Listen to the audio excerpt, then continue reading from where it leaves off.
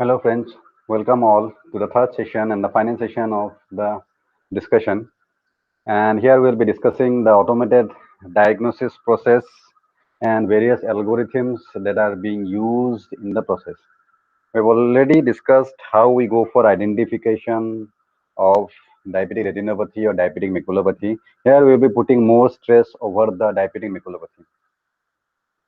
Now, these are the various databases that are being available publicly and up to database 6 these are all available fundus image databases, and database 8 is available OCT database, and this GEI and Astralaya are local database that I have collected from local hospitals. Now to move into the schematics of detection for diabetic maculopathy, as we have already discussed, consists of two steps using fundus image and OCT images. Now, for fundus image analysis, we go for fovea detection, dark lesion, and bright lesion detection, and then diabetic maculopathy detection and classification. Then, using OCT images, we go for first noise removal, then diabetic maculopathy detection using thickness measurement, and finally detection. And once both the processes are being completed, the uh, overall report is collected and used for the overall analysis of maculopathy. So the first requirement is the detection of optic disc localization. So for optic disc localization is a two-step process where we first identify the region of interest containing optic disc and then search the optic disc in the region of interest. So for identification of the region of interest, we go for relation of blood vessel and optic disc. As we can see here, the blood vessel originates from the optic disc. So if you go for identifying the blood vessel origin, we can identify the optic disc. Now, once the region of interest is identified, then various intensity-based algorithms like using intensity property, size property, color property, and temperature searching and appearances, etc., we can go for identifying the optic disc.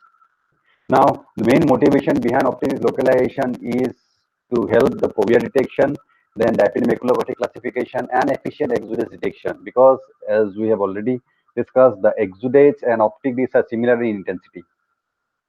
And in case of DM classification, the concentric circles are formed by taking the optic disc diameter. Now, next requirement is the fovea localization. For fovea localization, we go for identifying the region of interest containing fovea, and then using various other intensity property or template searching property, we go for detecting the fovea in the region of interest. Now, here the prerequisite of fovea localization is the identification of optic detection and blood vessel detection. Now, for detection of region of interest, we go for using the geometrical relationship of optic disc and blood vessels with fovea.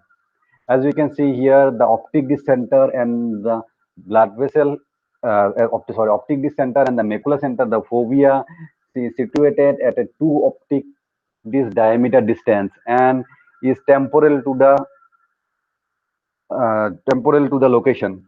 So using this property, people have identified fovea.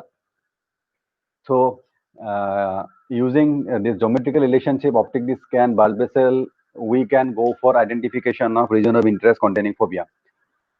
Now, there are various other algorithms also available where we can go for identifying the fovea using the intensity property, but it fails if there is a presence of other similar intensity regions like blood vessels or hemorrhages or microaneurysms available available in the nearby fovea region. Now, the fovea localization main motivation is to assist the diabetic maculopathy classification, and if we can go for without identification of fovea without optic dependency, then it will be more beneficial. Because if the optic detection fails, then if the fovea detection is dependent on algorithm of optic detection, we go for misclassification of fovea. Now, next challenge, as we have discussed earlier, is the efficient detection of phobia in case of pathogenic cases. Now here we can use the property like phobia region doesn't contain any amount of blood vessels. So this property can also be used, or for example, other properties like in the phobia neighborhood, the blood vessels are horizontal in nature. So using this property also phobia can be identified. So there are various other means using which we can be independent of optic localization. But in order to go for diabetic maculopathy analysis, the optic detection is must because we have to go for identifying the concentric circles. Now, next requirement is the localization of lesions. So first consider the bright lesion localization. So for bright lesion localization, there are two methods available which are supervised and unsupervised methods. In case of unsupervised method, there are again further two processes like direct method and indirect method. In direct method, we go for first eliminating the background subtraction, then identification of the bright regions using various algorithms like age detection, morphology, thresholding, and active contour, etc. And once the bright lesions are identified, then we go for identification of the hard exudates from the bright regions that are available in the fundus image. Then also we might find some false positive during the detection process, so that is why we have to go for post processing for false positive elimination.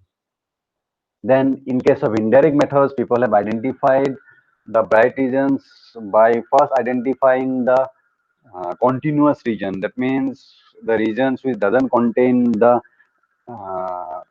exudates or bright regions. So if you go for identifying such region, then by inverting the result, we can identify the bright lesions.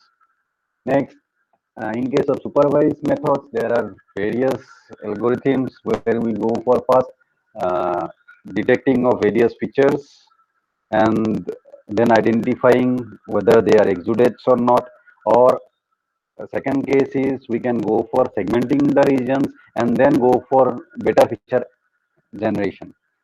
Now, in these cases, there are various methodological causes like age detection algorithms will yield noises. Local detection schemes will detect only maximum exudates. Then global detection schemes will detect only the brightest pixels. Then in case of machine learning algorithm requires extensive pre and post processing. And in case of supervised methods, we need proper grounded data. So these are few methodological challenges which we face during the detection of bright lesions. Now here the motivation of hard exudate detection is to assist the diabetic classification, then elimination of bright regions and elimination of retinal reflection. As we have discussed, the retinal reflection in case of various challenges in identifying the bright lesions, as you can see here, these two images are normal images, or it is the same normal image, but where here we can see bright reflection of blood vessels and bright reflection of macular regions. So if we go for identifying the exudates using various intensity based algorithm, then these regions might also get identified as exudates. That is why these regions must be eliminated before identification. So the motivation behind hazard identification contains this step also. Next is the identification of dark lesion. For dark lesion also we have two methods, supervised and unsupervised. In case of unsupervised method, we go for background subtraction and dark region detection. The dark region detection is carried away by same age detection or morphology or thresholding or active contour methods. Then eliminating the regions that are other than these lessons. For example, we may get phobia, we may get blood vessel, mainly the blood vessel which are separated from the main blood vessel region, or the segmented, or the blood vessels which are not linked with the main blood vessels may get identified as false positives. So in order to eliminate all these false positive, we have to go for post processing. Then in case of supervised learning, same method applied like direct feature generation methods. or segmentation before future generation. Now here also methodological cases are similar as compared to the exudates, and we have to consider these while detecting the dark lesions. Now, for motivation behind the dark lesion detection is to assist the diabetic maculopathy classification and then eliminating the blood vessel pixels. Now, once the abdomen is identified, next requirement is to detect the amount of availability of these lesions in the macular neighborhood. So, in order to get that, we first identify the concentric circles, and in those circles, we identify the amount of lesions present. Here, in this case, as you can see in this image, this is the original image, and these are the detected regions. Here, the green regions are representing the exudates or the bright regions, and the blue regions indicate the dark lesions. Now, the position, depending on the position, we can identify the stages. As you can see here, this is the severe stage region, and in that severe stage region, we also have various availability of lesions. As you can see here, both dark and bright lesions are present here in this region. So that means the person whose retinal image is given by this diagram is having severe case of diabetic maculopathy. So in order to identify the area of area determining the area covered by the lesions, we can go for these formulas where we identify for mild, moderate, and severe cases.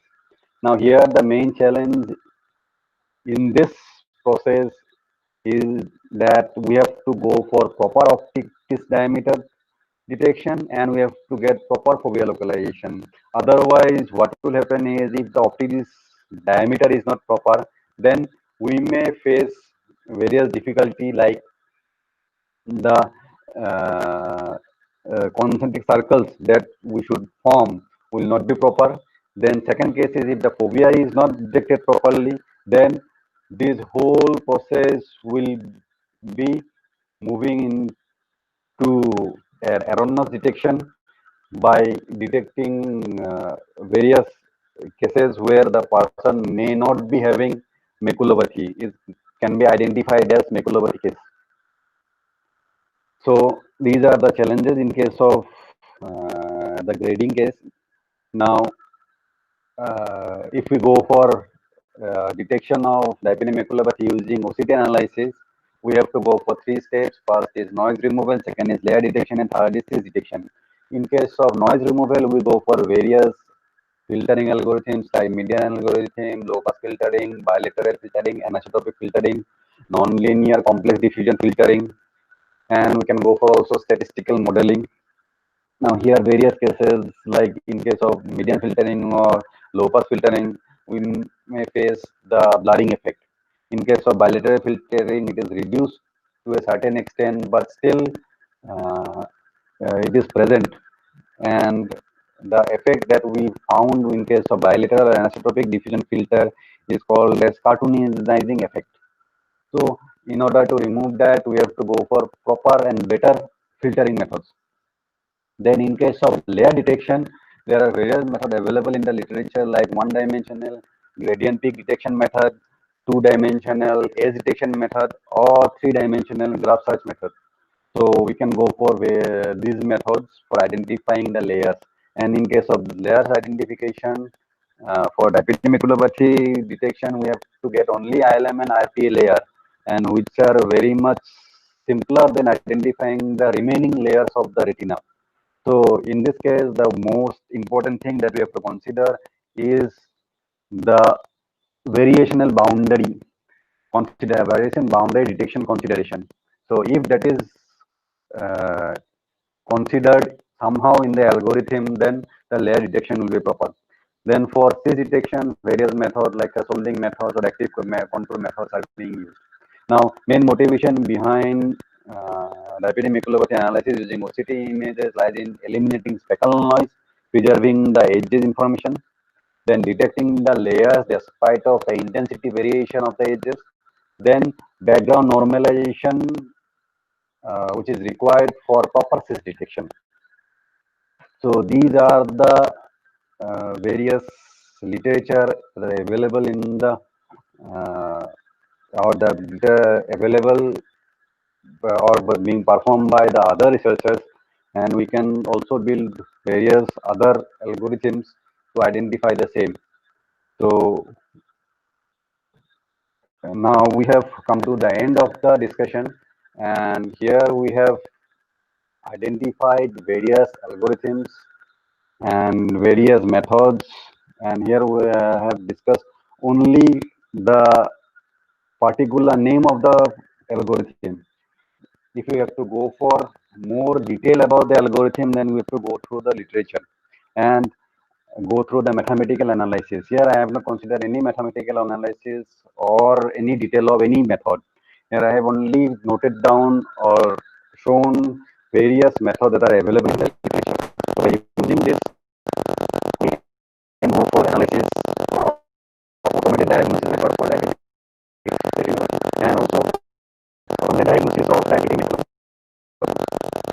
So with this, we come to the end. So these are the references that had been used for preparing this lecture. These are few more.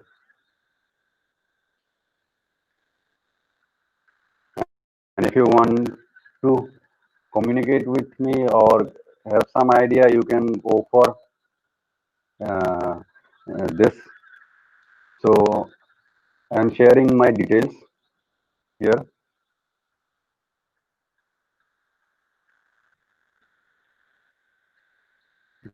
So with this, we come to the end of today's session on diabetic retinopathy analysis using fundus and OCT images.